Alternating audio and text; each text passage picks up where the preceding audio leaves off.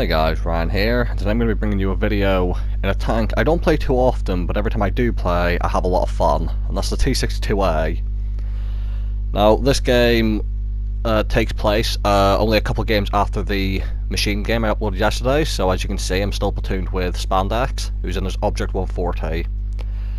Now, we're on airfield, and there's an artillery, and what I'm going to do is, I uploaded the T125 video a few days ago in which I took the same position I'm going to go to here, and it's a position I really like using, particularly and only really when there's artillery. Now, T62-A is slightly slower than a 140, so in terms of racing into position, 140 would be slightly better. 140 also has an extra degree of gun depression, 6 instead of 5, but I went with the T62-A because it's got slightly better gun handling, and more importantly for me, better turret armor. And because of the way I like to play, very aggressive and brawling, the more armor, the better. So, at a racing position, a T-54 shows up out of nowhere. Now, I don't know what his play was, or what he was trying to do, or where he was trying to go, but it's not going to work out for him. I'm about to bounce his first shot, he pennied with the second one, then he's dead. There's also a situation where the small mini-map, the compass map, comes in handy, because at this close distance, it makes it a lot easier to tell how close they are. So I can keep an eye on him knowing that he doesn't actually have a shot at me and he's not actually on his way round. Whereas with the big map, I can see he's close, but you wouldn't be able to see if he's got a shot at me or if he's actually coming round. So I'm being very careful of that corner, but my sixth sense isn't going off, so I'm not worried at the moment. At the moment, it's just waiting, see if my sixth sense goes off, and keeping an eye on the mini-map. Get a tracking shot on the 705. I get spotted, I'm still worried about the corner. And as you can see, I actually bounced a couple shells from that corner, and I actually ended up blocking over 1,000, so I think there's a TD over there. Now, there's 3 tanks in front of me, Spandex is just to my left, so we've got a bit of a crossfire going here. I know I'm going to have to take a shot from the 705A, but I'm just going to keep him tracked, and hope that me and my teammates can kill him before he gets another shot into me. That's exactly what we do. Now I see the mini-map, there's a heavy behind me. And now, I've already missed that shot. You're going to see that the 5 degrees of gun depression is going to make it a little bit difficult to work here. And as you see me just wedging my tank up on the incline to try and engineer gun depression. I tried to hit next to the T-30's gun mantlet, but unfortunately messed up. And as you'll see, this is me trying to engineer gun depression. I get a tracking shot. So it is awkward, it's not ideal, but 5 degrees of gun depression is fine. Many people say the 140 is better because of that extra degree, but the T-54 Tier 9's, I think we can all agree, an awesome tank. Not only has 5 degrees as well, so if you get used to finding the positions to engineer your own gun depression, the tank works fine, like really fine, with that DPM, the accuracy. A really good all-round tank, I think. I unfortunately missed that shot in the leopard after damaging his ammo rack, and now there's an E3. Now, the machine gun turret on top of an E3, you need about 320 to 300mm pen before you even have a 50-50 chance of going through it. So I've loaded the heat shells here. Missed the first one. Bounced a second. Bounced a third. As you're going to see, because of the angle that the E3's at, I can't pen him, even with premium, so I'm just going to give up and turn around. Get a shot T-30. I mean, if you can't pen an opponent, you can try firing premium. If you still can't pen him, there's no point wasting time there. I'm going to see if he's come up yet. I'm actually hoping he comes over the little ridge there, because if he comes over, I'm hoping that his machine gun turret will be at a less steep of an angle, and I'll actually be able to pan it. So again, I'm just hugging this rock here, because you can see the enemy artillery is firing shots over here. I get a shot into the E3. Spandex unfortunately gets killed by him, but that gives me the chance to come out and just put a heat shell into his lower plate. 5120 comes for the Conqueror. I finish him off. As you do from this little position in under 5 minutes, I'm up to 5k damage and 1600 assistance. Now that's something these Russian medium tanks are very good at. As you saw the 705A, or 705 should I say, because of the DPM and low caliber gun and the rate of fire, these tanks are really good at permanently tracking people, so don't be afraid to go for tracking shots with these Russian mediums, especially when you've got lots of teammates around you to shoot them. And if you're the kind of person who likes marks of excellence, it can actually be better to track than to go for damage if you have a lot of teammates nearby. I take a shot from the enemy there, who I wasn't expecting to be looking at that direction, and I also missed a shot on the back of the Super Conqueror. I get one in there. Now I see in the minimap that that heavy tank's on his way over, so I'm going to fire one more shot, and now I'm going to try and run away.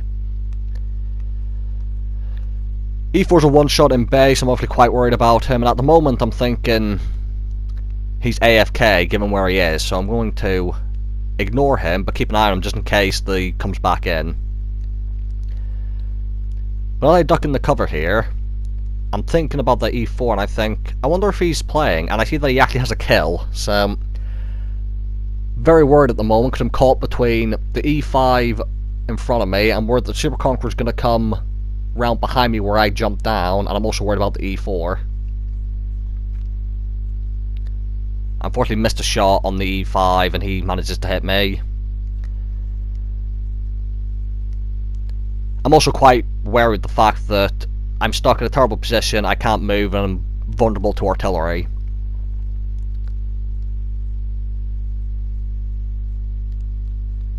So now I'm just hoping to get one last shot in before I die,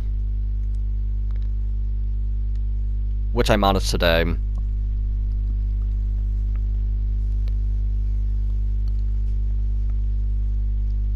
Now, what you're going to notice is, I would normally just skip to the end of the video here, but I'd like to show something that I feel is quite important to recognise. Now, our Jagdtiger's AFK, because why wouldn't they be? We have our STRV, who's a one-shot for anything, even high explosive. We have an M46 Patton, who's playing, and we have an artillery. Now, I hate fighting against artillery, and quite often when artillery shoots you, it can feel like they're only targeting you, and like the enemy artillery is destroying your team, and you're sat there wondering what your artillery's doing. But the thing to remember is, artillery doesn't discriminate. Like, artillery on the enemy team will try and destroy you, and your artillery will ruin the hopes and dreams of the enemy team as well, as you're going to see later in this video. So M46 Patton is working this ridge line. You can see he's in a nice position to hopefully avoid the artillery. Oh, it's Conqueror GC, so it's got that high gun arc. Now at this point, the Super Conqueror was last spotted on 1100 hit points. You see the GW100 there, kills the E5, the E4 misses, M46 Patton snapshots him, and now it's basically a 8 health STRV and a 900 health M46 and the artillery against a over 1000 health Super Conqueror, who has more health than these guys and more DPM. So if he gets into a straight brawl with the Super Conqueror, this game's pretty much over for it, and there's still the Conqueror GC to deal with. Now the M46 Patton's going to go hunting for the Conqueror GC, which isn't actually the worst thing to do, because when you're trying to carry a game towards the end, you can't quite take advantage of certain positions when there's artillery in the game. So if he wants to go hold down against the Super Conqueror and try and find a position and stay there, if there's artillery he won't be able to. So his decision to go for the artillery is actually a really good one.